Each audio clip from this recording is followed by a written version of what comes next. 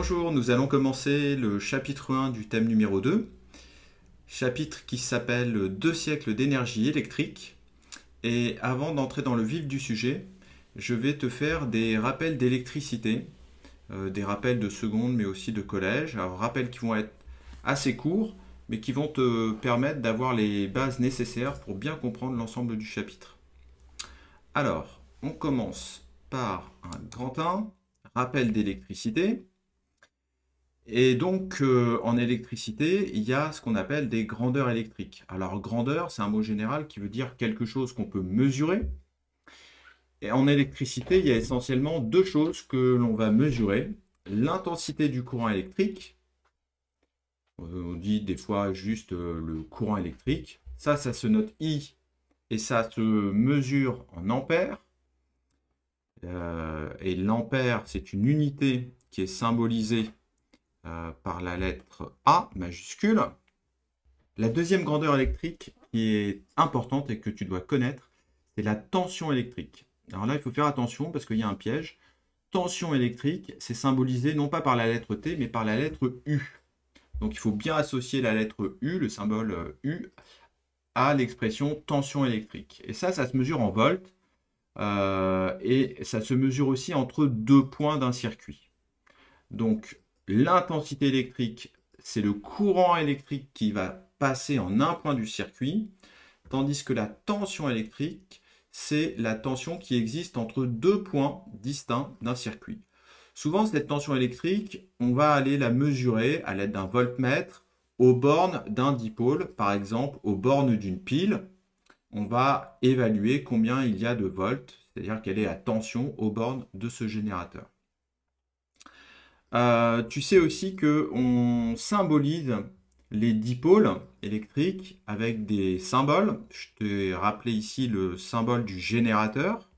Alors, il y en a plusieurs, hein, des symboles pour le générateur. Soit on fait un rond comme j'ai fait ici avec la lettre G. Il y a aussi le symbole de la pile qu'on utilise parfois avec un grand trait, un petit trait. Le grand trait étant le pôle plus et le petit le pôle moins. En dessous, tu as le symbole de la lampe. Et si finalement on relie tout ça avec des fils, on peut faire un circuit élémentaire dans lequel tu vas trouver un générateur, une lampe, et surtout ce circuit il est fermé, c'est-à-dire qu'il y a une boucle qui va permettre au circuit d'être fermé et surtout au courant électrique de circuler de la borne plus vers la borne moins. Et tu vois qu'on symbolise avec des petites flèches rouges tout au long du circuit le courant électrique, tandis que un petit peu à l'écart, ici j'ai représenté avec une flèche dont les deux extrémités sont les bornes de la lampe, et cette flèche elle représente la tension U aux bornes de la lampe. Bon, voilà pour ce qui est des rappels des grandeurs électriques. Maintenant, il y a un dipôle particulier qui va être utile et que tu as sans doute rencontré l'an dernier dans le cours de physique-chimie en seconde, c'est la résistance électrique. Alors la résistance électrique, c'est un dipôle, donc il y a deux bornes, dont le symbole est simplement un rectangle, et cette résistance, elle est notée avec la lettre R, et on compte la résistance, on mesure la résistance en ohms, et là, il faut que tu fasses un petit peu attention, parce que le symbole des ohms, c'est la lettre oméga majuscule, là, que je t'ai écrite ici. Alors, pourquoi on s'intéresse à ce dipôle? Parce que c'est sans doute le dipôle le plus utilisé en électricité, et aussi en électronique, et il relie simplement la tension et le courant électrique. C'est-à-dire les deux grandeurs électriques que je t'ai présentées sont pour une résistance reliées par une formule qui s'appelle la loi d'Ohm. Et cette loi d'Ohm, elle s'écrit U égale R fois I. Alors on dit souvent U égale RI. Et le U, c'est bien évidemment la tension aux bornes de la résistance. Donc ce n'est pas n'importe quelle tension, hein, c'est la tension aux bornes de la résistance. Le I, c'est le courant qui va traverser la résistance. Et R, c'est la valeur en ohms de la résistance. Donc ça, on en aura besoin un petit peu plus tard dans le chapitre, lorsqu'on va étudier par exemple le panneau solaire. Alors petit exemple d'application de cette loi d'Ohm. Si on a une résistance de 30 ohms qui est traversée par un courant de 2 ampères, eh bien avec cette formule-là, tu vas pouvoir calculer la tension électrique aux bornes de cette résistance. Et aussi, je te propose de calculer cette même tension lorsque le courant, cette fois-ci, vaut simplement 30 mA au lieu des 2 ampères. Donc tu peux mettre la vidéo sur pause pour faire cette application numérique et puis vérifier ensuite. Alors, on sait que la résistance R, elle vaut 30 ohms. Ok, le courant, on nous dit qu'il vaut 2 ampères. Donc, d'après la formule de la loi d'Ohm, on va multiplier simplement 30 ohms par 2 ampères. Et ainsi, on obtient une tension aux bornes de cette résistance de 60 volts. Si maintenant, on conserve cette résistance de 30 ohms, mais que le courant électrique est seulement de 30 mA, alors là, avant d'effectuer le calcul, il faut absolument convertir ces 30 mA en ampères.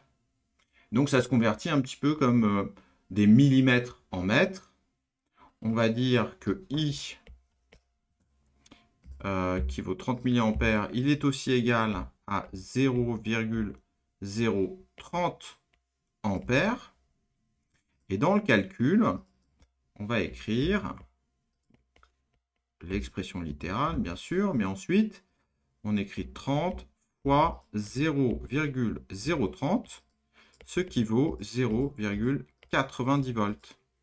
Et là, tu vois donc au passage que la tension électrique aux bornes d'une résistance, ça dépend énormément de son intensité, puisque pour une même résistance, selon qu'on a 2 ampères ou 30 mA, eh bien aux bornes, on a 60 volts ou 0,90 volts. Pour finir, une remarque qui va conclure ces rappels d'électricité. Un fil électrique, en fait, ça peut constituer une résistance. Alors, bien sûr, pour cela, il faut que le fil soit assez long. Et il y a des situations où c'est le cas. Par exemple, quand tu as une bobine de fil enroulée, comme ça va être le cas tout à l'heure dans un alternateur, ou bien quand tu t'intéresses au réseau électrique EDF, il suffit de regarder la taille des fils électriques dans les rues pour voir que ce sont des fils de plusieurs centaines de mètres parfois. Et donc là, ces fils peuvent être considérés comme étant des résistances électriques. Et donc, leur tension va être égale à R fois I, R étant leur résistance électrique et I, le courant qui les traverse.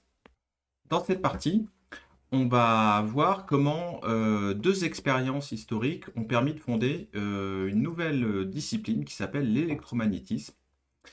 La première expérience que je vais vous détailler ici s'appelle l'expérience d'Ørsted. Elle a été réalisée au début des années 1800. Elle est assez simple, vous allez voir. Elle consiste à faire passer un courant électrique au travers d'un fil, par exemple à l'aide d'une pile. Donc ici, vous avez une pile. Le circuit électrique est constitué simplement d'un fil.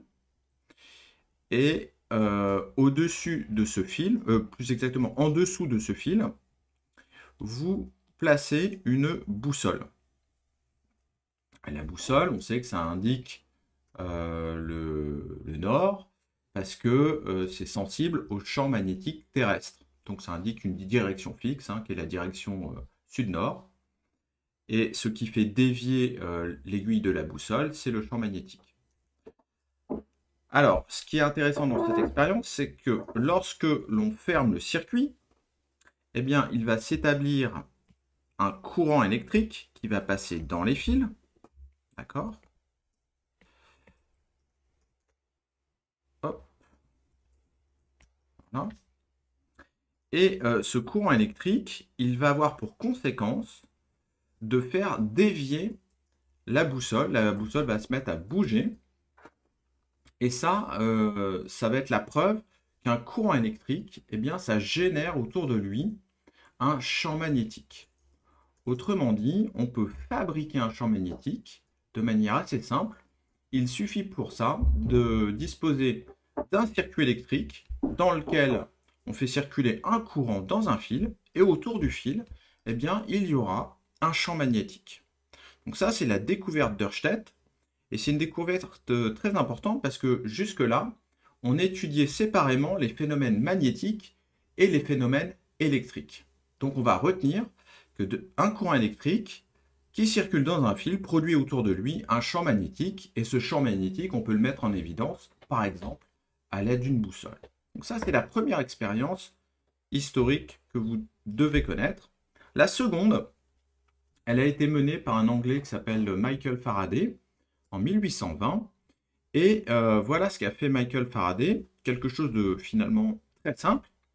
Il a utilisé une bobine de fil de cuivre, comme celle-ci. Donc ça, il faut imaginer que là, vous avez un enroulement de fil de cuivre, hein, d'accord? Donc il y a, voilà, c'est quelque chose comme ça.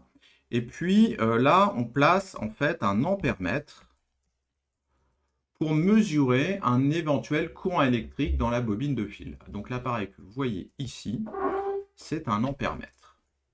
Et là, on place un aimant. Donc on place un aimant devant la bobine.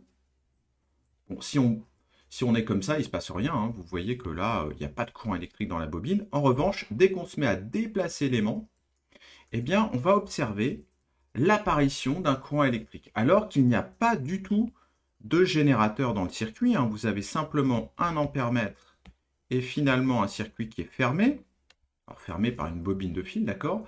Mais dès que l'expérimentateur se met à bouger l'aimant, eh bien, on voit apparaître un courant électrique dans la bobine.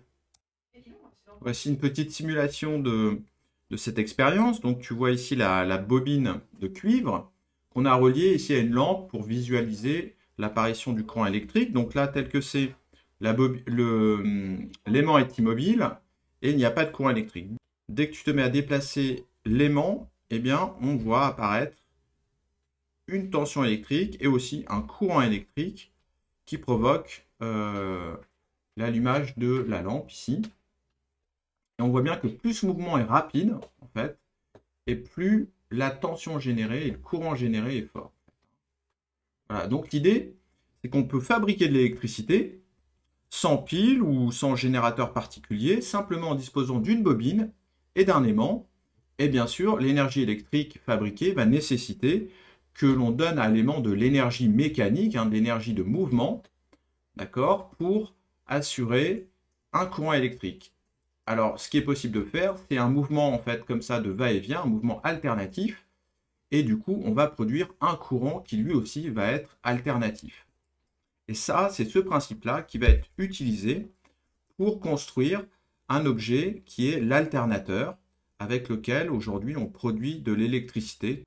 Donc, on va retenir que les phénomènes électriques et magnétiques en fait sont couplés, ils sont reliés l'un à l'autre, puisque à partir de l'expérience d'Ørsted, on a compris qu'un courant électrique allait provoquer un champ magnétique, et puis à partir de l'expérience de Faraday, on a vu que en modifiant le champ magnétique, en bougeant un aimant près d'une bobine, on allait créer un phénomène électrique qui est l'apparition d'un courant électrique. On parle de courant induit, et le phénomène en question s'appelle l'induction. Donc nous, plus particulièrement, on va s'intéresser maintenant à l'alternateur, à son fonctionnement, et on va voir qu'il est absolument fondamental, l'alternateur, puisqu'il est commun à toutes les productions d'électricité, qu'elles soient d'origine nucléaire, thermique, éolienne. À chaque fois, dans tous ces systèmes, eh bien, on trouvera la présence d'un alternateur. C'est lui qui va permettre la transformation de l'énergie mécanique en énergie électrique. Voici une animation qui simule le principe de fonctionnement d'un alternateur. Alors, on y trouve un aimant, une bobine, et puis branché sur la bobine, une ampoule qui va s'allumer, qui va se mettre à briller lorsqu'il y a un courant électrique dans la bobine. Pour l'instant, tu vois que l'ampoule est éteinte, et puis en haut à gauche, tu vois un robinet qui se met à couler, et lorsqu'il coule, il entraîne une roue sur laquelle on a fixé l'aimant, ce qui provoque le mouvement de rotation de l'aimant. Eh bien, ce mouvement de rotation de l'aimant devant la bobine, ça revient à faire déplacer l'aimant au voisinage de la bobine, Et alors, tu constates que les petits électrons là qui sont dans la bobine de cuivre se mettent à osciller en fait. Ils vont dans un sens puis dans l'autre. Ça symbolise le courant électrique qui est alternatif puisqu'il va dans un sens et dans l'autre. Et on voit alors que l'ampoule se met à briller. Donc là, on a en fait tous les ingrédients de l'alternateur. Un aimant en mouvement de rotation, une bobine dans laquelle est induit un courant électrique alternatif. Donc finalement, le principe de l'alternateur, c'est la mise en rotation d'un aimant devant une bobine et on récupère un courant électrique alternatif, hein, puisque le courant va dans un sens puis dans l'autre, et ce courant il est récupéré au travers de la bobine. La dynamo, c'est un tout petit alternateur, hein, puisque ça mesure que quelques centimètres. Je vous ai représenté ici le schéma de la dynamo. Sur la dynamo, en fait, il y a une partie qui s'appelle un galet. Le galet, c'est la petite roue crantée qui est au contact du pneu. Comme le pneu se roule, est en rotation, et bien par contact, il va mettre en rotation ici le galet. Et ce galet, en fait, il est fixé à un axe, axe sur lequel il y a un aimant. Et donc, c'est un moyen, tout ça, de permettre la rotation de l'aimant de la dynamo. Sur cet autre schéma, tu vois que l'axe est vertical. En fait, il va se mettre à tourner comme ça lorsque le galet tourne. Et puisqu'il y a un aimant sur cette partie-là, eh bien, ça revient, comme on l'a vu tout à l'heure, à faire tourner un aimant devant une bobine, d'accord, dont les extrémités des fils eh bien, vont nous permettre de récupérer une tension électrique et il y aura un courant électrique dans le circuit.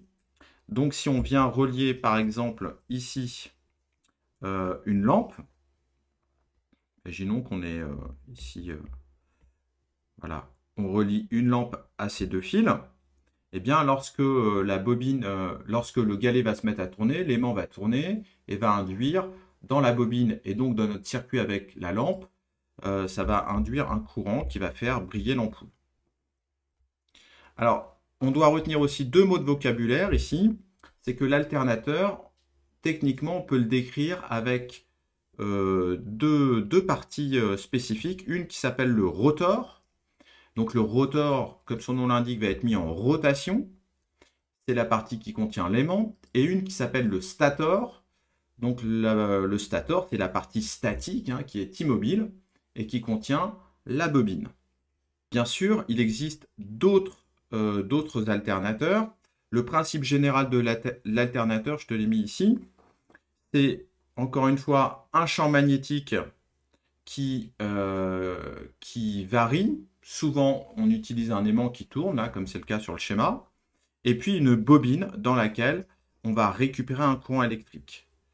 Alors, dans les gros alternateurs industriels, par exemple ceux qu'on trouve dans les centrales électriques, c'est-à-dire les endroits où on doit produire des grosses quantités d'électricité, eh bien, qui dit grosse quantité d'électricité, dit gros aimant, grosse vitesse de rotation du rotor, et donc on utilise en fait des systèmes qu'on appelle des turbines, que l'on fixe au rotor et qui vont mettre en rotation très rapidement les aimants de l'alternateur. Qui dit production d'électricité dit énergie, énergie électrique. Ici, je vais simplement te rappeler que l'énergie d'un système physique, ça se compte en joules. Ça, c'est l'unité légale de mesure de l'énergie. Et je t'incite à ne pas confondre la puissance et l'énergie, qui sont en fait deux grandeurs différentes. La puissance, c'est quelque chose qui va se mesurer en watts. Et les watts, en fait, ça correspond à des joules par seconde. Alors, une manière d'imaginer ce que c'est que des watts, c'est d'imaginer que c'est un débit d'énergie. Les puissances, elles sont là pour indiquer que de l'énergie est transférée d'un système vers un autre. Et pour mieux comprendre ça, je te propose de regarder l'exemple suivant. On va imaginer que tu as un chargeur de portable dont la puissance est 10 watts. Alors, qu'est-ce que ça signifie que la puissance d'un chargeur de téléphone portable est 10 watts? Eh bien, 10 watts, ça signifie que le chargeur va donner 10 joules d'énergie électrique pour recharger la batterie de ton portable et il va faire ça chaque seconde. Donc c'est pour ça que je dis qu'il y a un débit d'énergie. C'est que chaque seconde, 10 joules sont transférés du chargeur à la batterie du portable. Donc l'énergie, c'est la quantité qui est transportée entre le chargeur et la batterie, c'est la quantité d'énergie. Et la puissance, en fait, c'est à quelle vitesse on fait ce transfert. Eh bien, on fait 10 joules chaque seconde. 10 joules d'énergie transférée chaque seconde, ça s'appelle une puissance de 10 watts. Et donc, si ton chargeur fait 10 watts, du coup, tu comprends qu'il charge 2 fois plus vite un même portable, une même batterie, qu'un chargeur qui ferait simplement 5 watts de puissance.